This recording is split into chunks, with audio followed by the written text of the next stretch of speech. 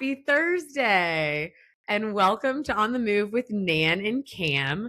And we are joined today by our special guest, Alex. Alex, welcome to the pod. Happy to be here. Thanks for having me.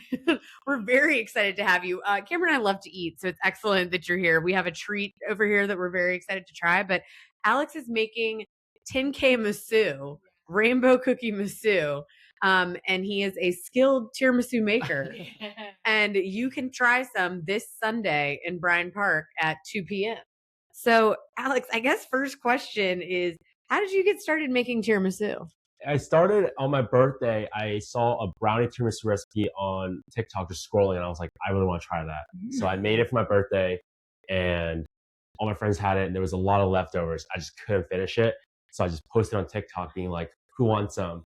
And that video, I expected to get like 2 or 3 comments, and I'll just, give it out to people, but it got like hundreds of comments. I got like dozens of DMs being like, where are you? And I was like, okay, don't come to my apartment. Meet at Jefferson Park, at like 6:45. I'll be there with plates, spoons. Like, you just gotta come. And like 15 people showed up to that one. And then I posted about that experience. And then people were like, when's the next one? And I was like, I'll just entertain this bit for a little bit. Next Saturday, like, I'll be at Libya Hill if everyone wants to come.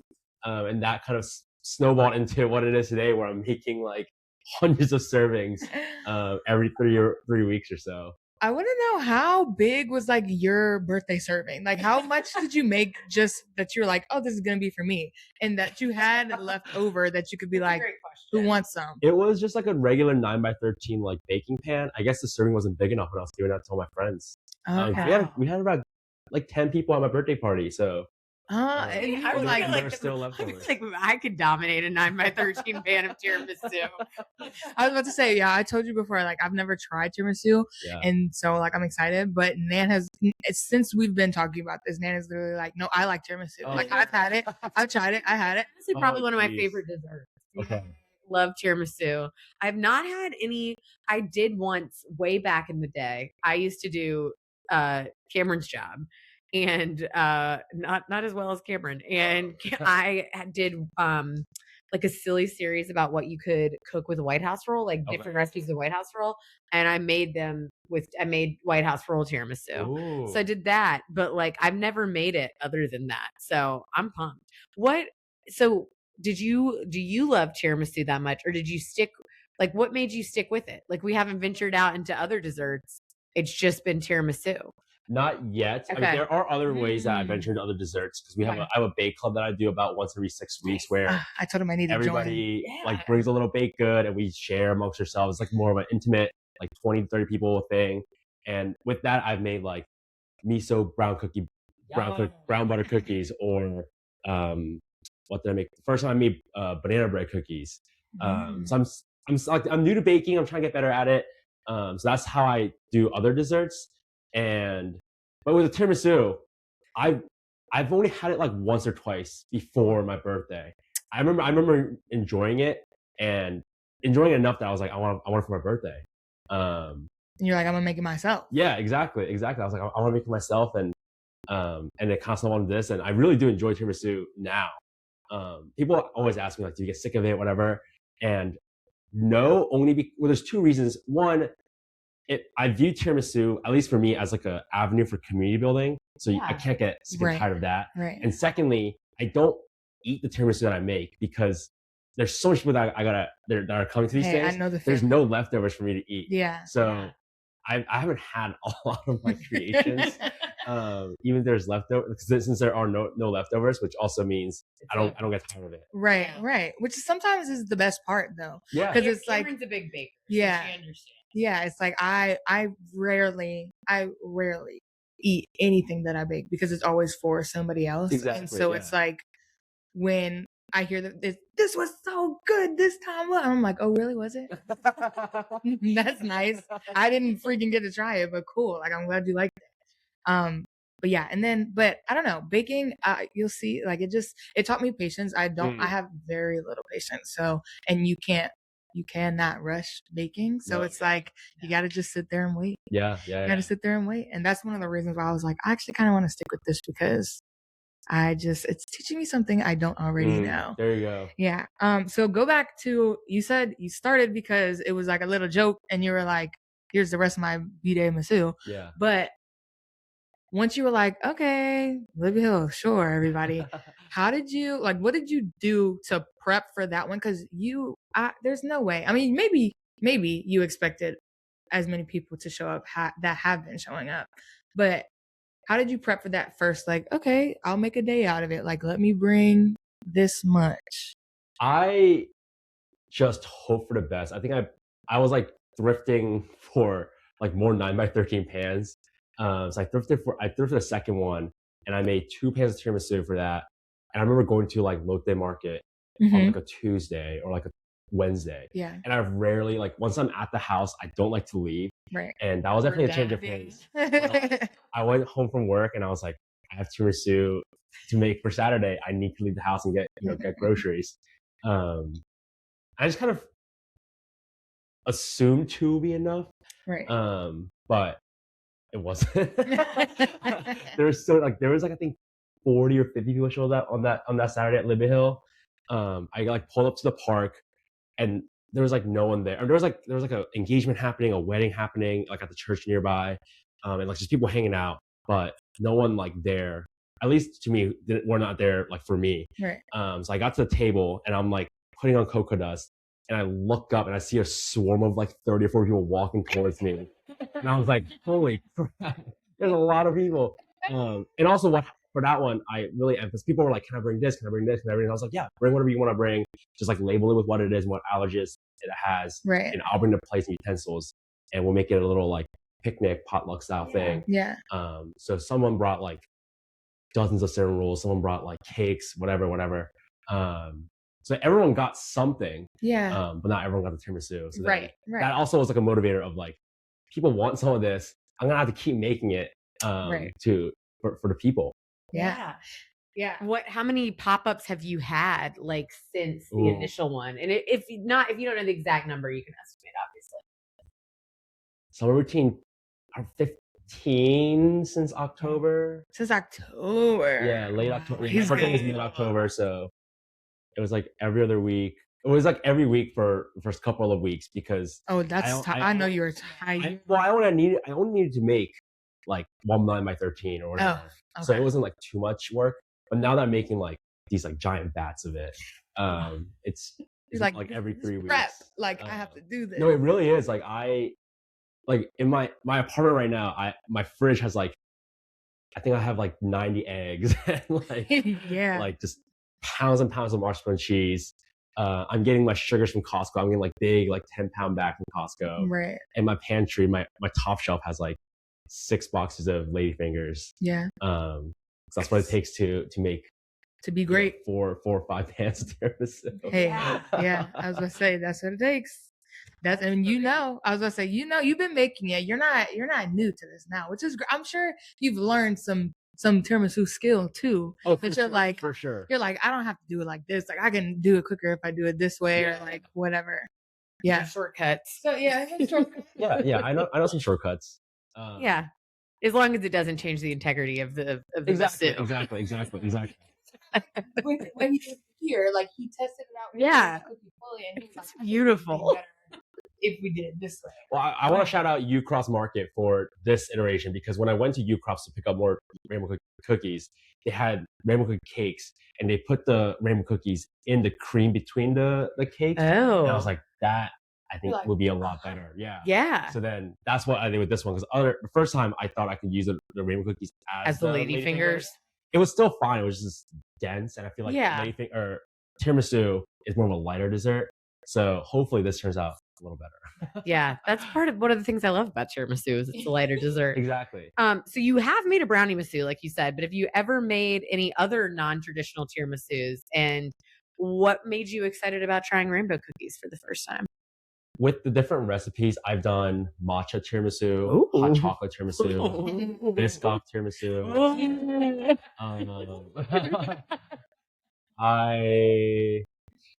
What else have I done? I feel like I've done more. Ube tiramisu. Okay. I've done different variations. Now that I'm making bigger batches, I've kind of been sticking with just regular, right? Just because I don't have time to like try different recipes. Exactly. Because especially Yeah. with like matcha hot chocolate, I know the flavor, I know what it tastes like, Yeah. so I can kind of wing it on the first go, and like it'll be fine. Yeah. But if I'm doing more complex flavors or more like difficult flavors I haven't tried or I'm not familiar with, I don't want to commit to like a big batch, mess up, and then like waste everyone's resources and time. Yeah.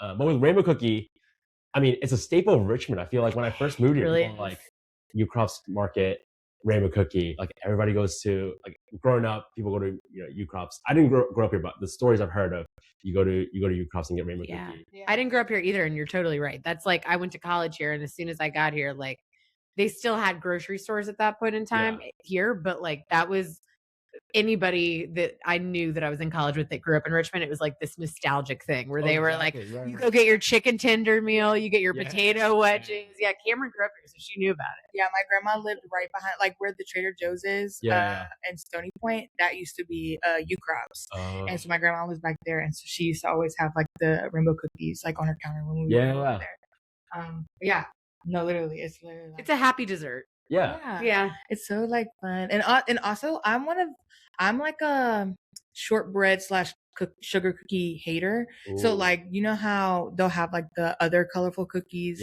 Butterstar. Yeah, I don't like those at all. I love a Butterstar. I love a Butterstar. It was like, or like the sugar cookies with like the color cream and the sprinkles. Those will never be. I will never buy those. Really? No, I'll never buy them. But these, like, something about them speaks to you. About them. And then when we did our collab with Gelati Celesti, I think 2 years ago, when we did the ice cream sandwich cookies with the rainbow cookies, I said, these are so good. I was like, this is just so good. Something at the side. It's just yum. Popping those. It's just too good. No, for sure. What was your favorite of the weird tiramisus that you made, of the non-traditional ones? I say the ube. I love the earthiness of ube, and I think it complements the tiramisu pretty well. So I like that one. Pretty color too. Yeah. The purple's a really good color. So yeah, I say ube. So you kind of touched on this earlier, but why do you think that things like this, like how you said you're serving your community, and like the Ukrop Monument Avenue 10K, like how do you think they kind of like mesh together? Obviously I'm the one that reached out to you, but like you were like, no, I think that this fits. This is like a good fit. Why do you think that they like go together so well? I think the overlap is just the community building aspect of it. With what I do with the tiramisu drops, people are coming together, sharing baked goods, and even if they don't get tiramisu, at least they leave with some plate of dessert home. And I've heard so many stories of people like meeting their friends at tiramisu drops. During Halloween, someone like DM me or texted, like commented like they went out with a bunch of girls that they met at the tiramisu drops. That's very cute. Or like I have a coworker who came to one of my drops, met a friend, and now they're like really good friends. So like stuff like that. I think people want a community here, especially in a city like this. And it's like hard when you're an adult. Like that sounds silly, but it gets harder as you get older to 100%. Like organically make new friends. It's not like in a bar setting or something like that. And like I feel like the run clubs have provided that. But yeah, exactly what you're saying. Yeah, and I think I like to describe my drops as pretty like it's very unserious, and so I think that brings down the barrier to entry to a lot of people. There's no cost involved. If you can't bring anything, you don't I don't require anyone to bring anything. So you just gotta show up at the parks and like have tiramisu, say hi to someone if you want to. If you don't, like I'm not keeping track of who says hi to him. So if you just grab tiramisu and like leave, I don't care. You didn't say hey. Yeah, exactly. So like okay. So I think that's the core of what I do here. And I think with the Ukrops, the 10K and Monument 10K, the consistent thing I'm hearing from everybody that ran it before is it's like a one big block party. Everyone's lined up, like cheering the people on, and that's also kind of unserious. And you're dressing up and running. Like people are cheering. You have like the cheer crew where you like dress up different ways and like cheer the runners. It's so like unserious that like everyone can do it and like cheer and run. And that community building that happens through the running and the different run clubs that happen around Richmond that train for the 10K. Between that, or if you're running by yourself and you want to get in a group of friends and run, or if you want to just get in a group and cheer, it all is an effort to build community here. And I've benefited a lot from the tiramisu drops because like I moved here recently, so this was a way for me to kind of see the city. Right. And yeah, there's just a community building that happens both at my tiramisu drops and at the 10K Monument 10K. Yeah. I think that's just it just makes sense for it to collab. Yeah, it's just like a positive, fun thing that brings people together and unites people, and I love it. Yeah. I was gonna say, I'm glad that you brought up it being like you like how unserious it is because we are two very unserious people. Serious podcast. Yeah, in this unserious podcast.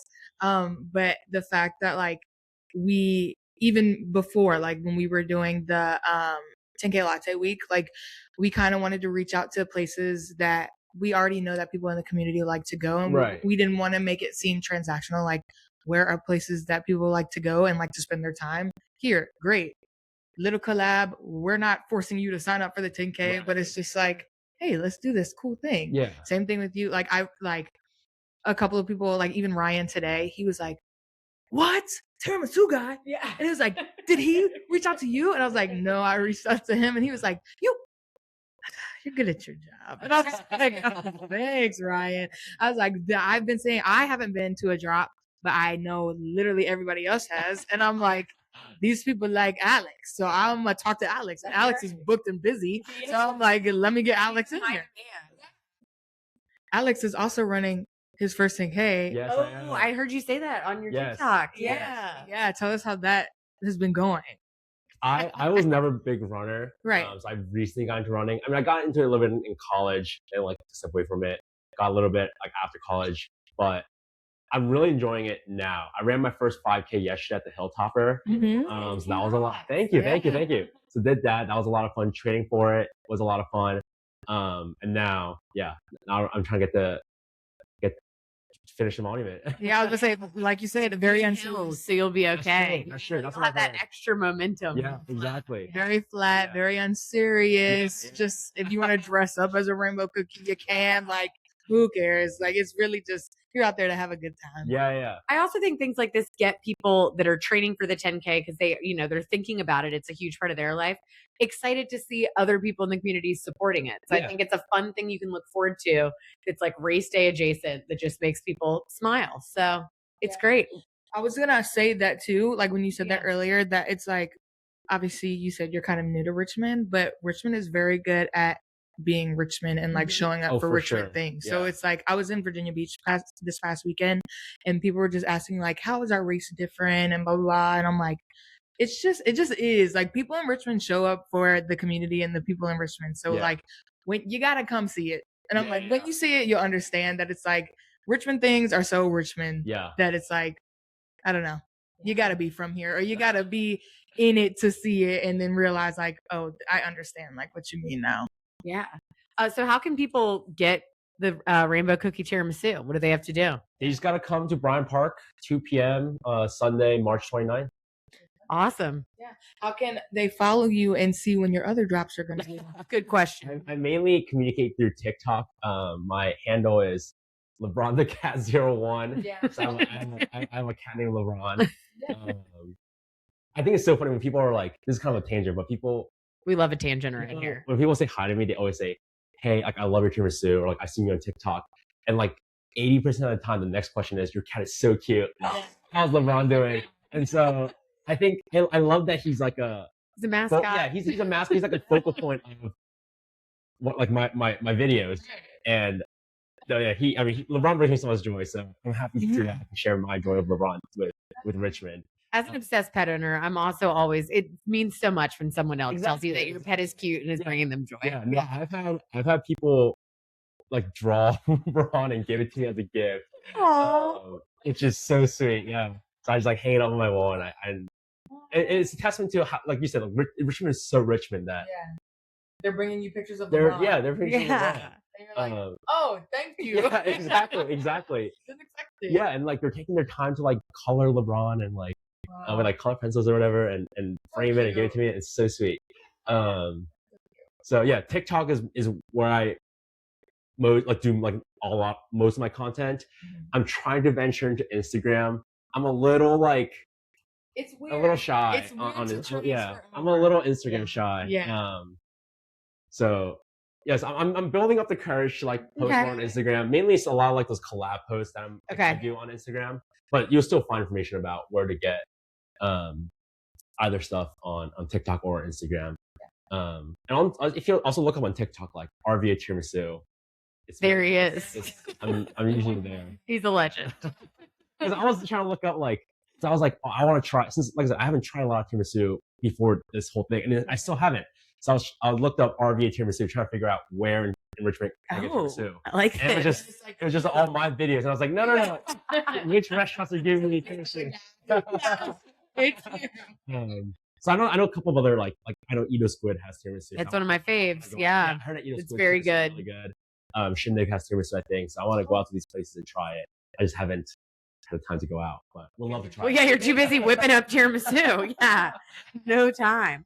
Well, Alex, we then do at the end of this podcast I think we'll do this or that and then try it. Yeah. Okay, we do a this or that that's completely unserious, where we just ask you 3 rapid fire questions. It can be about anything to get to know you better. Okay. Do you have any ready? I have. You got one? I have one, but I think I know the answer. Kobe or LeBron? Oh, it's LeBron, 100%. 100%. Yeah, LeBron the cat. LeBron's my goat. Why? Like, what? You know, why LeBron? Yeah, why is LeBron playing LeBron? I grew up watching LeBron. Okay. Like I guess when I was like actually watching LeBron, I was like in middle school watching him play for the Heat, and go back home to Cleveland, win it for Cleveland, and then do it in LA, and like playing with his son and just being a positive role model for the community. Yeah. And his longevity and the way he plays, the way he can like style his game with his age and with the teammates that are around him. I just think he's the like, he's that's the literally my goat. Yeah, that LeBron is my goat. That's my son. Yeah. That's my son. Yeah. No, like this couple Christmases ago, I like did a photo card, like a holiday card with me and LeBron, and sent it out to LeBron. That's so good. Sent it out to Bronny, his son. That's so funny. If this video reaches LeBron, 2 years ago, I sent you a holiday card. So it was me and LeBron. LeBron, make a video for LeBron the cat, please. Say hi. Okay, so obviously you like desserts. Yes. If you're not eating tiramisu, I'm trying to think of some like obscure ones, but would you go like ice cream or cupcake? Ice cream. Ice cream. Yeah. All right. What's your favorite preferred ice cream here in Richmond, or favorite flavor? I've only tried Spotty Dogs. Okay, very good. We've been there. This is so good. I also heard the scoop is really good, so that's also on my bucket list to try. Yep.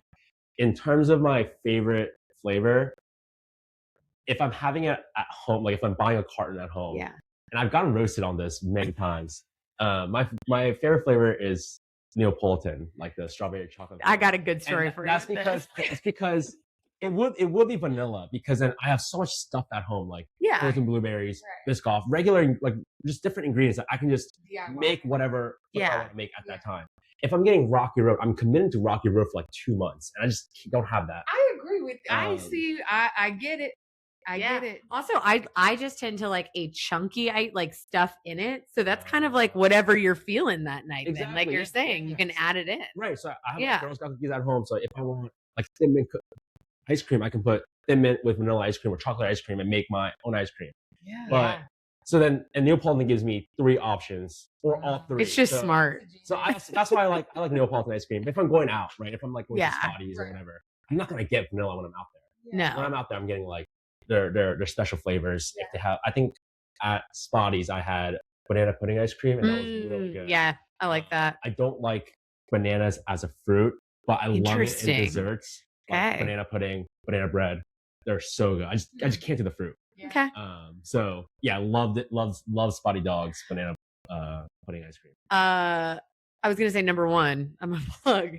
Wendy's right now, the fast food place is Frosty, and you can get. They did this last year, and I fell in love with it. They have a thin mint Frosty, and it has it's like a chunky thin mint sauce, and they put it all layered in there. So good. I influenced many a person to try it, and no one regretted it. So get you guys some before the special is gone. Second thing is, we have some very passionate ice creamers here on staff. Yeah. Like we've had a competition to see who can eat a gallon of ice cream the fastest. It was a wild day. But one of them, her name is Megan, and she also loves Neapolitan ice cream. But one day she was telling us about that, and she kept being like, yeah, I love Napoleon ice cream. And she kept being like, I love Napoleon. And we were like, what are you talking about? Like, what is Napoleon ice cream? And then somebody was like, she means Neapolitan. Like, wow. So shout out Megan and Napoleon ice cream. Yeah. It's not shocking at all. Yeah. No, I recently got an ice cream machine. So I also want to start making like different ice cream flavors. And so I'll just like during the summer, in addition to tiramisu, I'll have like ice cream. So hopefully You're getting in it. Hey, yeah, so that's ice cream parlor? going back to like how like what I'm doing to like expand the dessert universe in Richmond. If I can really commit to like doing ice cream bit and make different ice cream flavors, I think that'd be a lot of fun. So working on it. I got the machine. I just gotta commit to like sitting down, looking at different recipes and playing around with it. Wow. Hey, stay tuned. Stay tuned. Yeah. Seriously. Okay. Last this or that.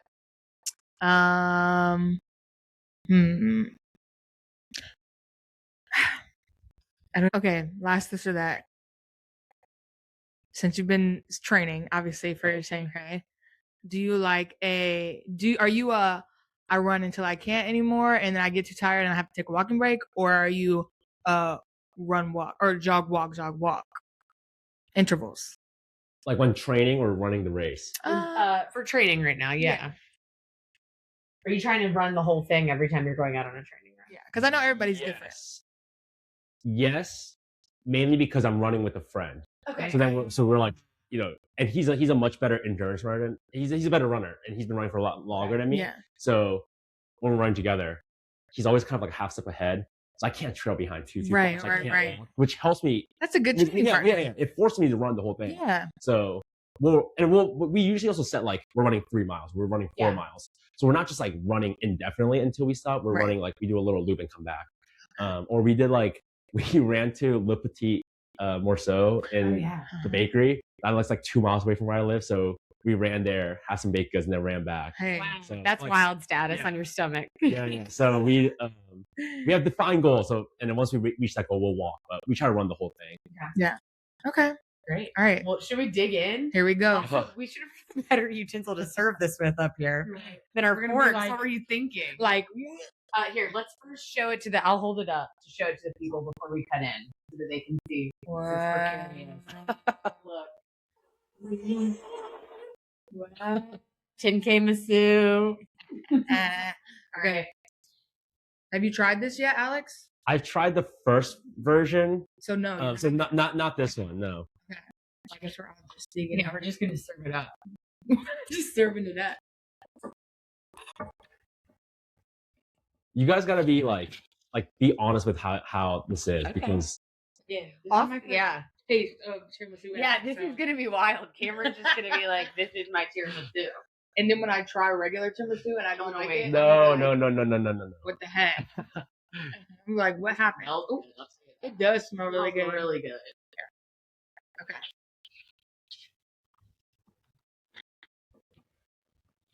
No, I didn't. I will say I did put less coffee. Like the coffee isn't as strong. Okay, can you tell me what's in tiramisu? Yeah. Okay, this is good. Yeah. Because I had no clue coffee was in there. So yeah. So it's ladyfingers. I mean, you can make ladyfingers at home, but I just buy from. Why would you? I just buy from bulk. I buy in bulk, so you wouldn't be able to have a job. No, seriously. You were making everything. No, seriously. And making tiramisu. Oh my god. So you dip with the cream part. I think there's many different ways to make it. Okay. But the way that I make it, at least the recipe that I found online makes it, is you separate the egg white and the egg yolk. You whip up the egg white with sugar to get like whipped cream, and then you over a double boiler whisk egg yolk and sugar to make a little custard, and you put the mascarpone cheese, or you put the egg yolk in the mascarpone cheese. Okay. You whisk that together until it's creamy, and you fold in the egg whites, and that's how you make the cream part. Okay. And with the ladyfinger, you just dip it in espresso or like whatever. Like if I did one in matcha, dipped it in matcha. Okay. When I did hot chocolate, dipped it in hot chocolate. And then you kind of layer it together. It's kind of like a dessert lasagna. Yeah. Love that descriptor. All right. Cheers. Okay. Cheersies. Wow, What's not to like?